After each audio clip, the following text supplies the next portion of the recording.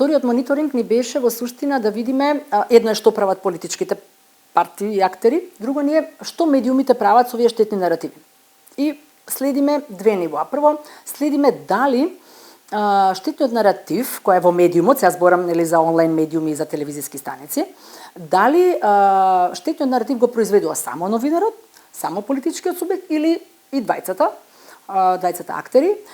Второ, она што следиме во мониторинг е кога веќе политичкиот актор пренесува штетен наратив. Што прави новинарот со него? Дали го пренесува без никаква интервенција? Дали ќе го истакне, нема да заземе став? Дали ќе го осуди или дали ќе го поддржи? Што е уште, да кажам, најтешка форма на прекршување на професионалните новинарски стандарди. Хомогена е сликата што ни ја дава анализата во однос на телевизиските станици, па би рекла исто и за онлайн медиумите. Имате телевизии кои што најчесто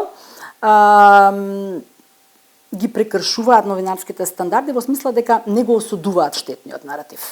Значи го пренесуваат без никаква интервенција. Значи го пренесуваат нели она што зборува политичкиот актер, зборува праќа штетни пораки, и мислам дека тоа е едно прилично сериозно прекршување на работата на новинарската нели етика.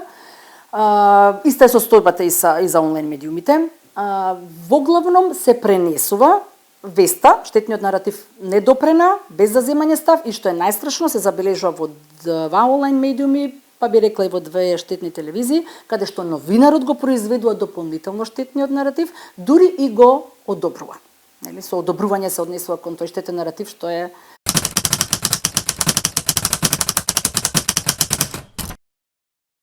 Јас мислам дека точно знаат што прават новинарите. Знаете, некритичноста е кога вие не ја разбирате целата ситуација, па некритички можеби ќе ги пренесете.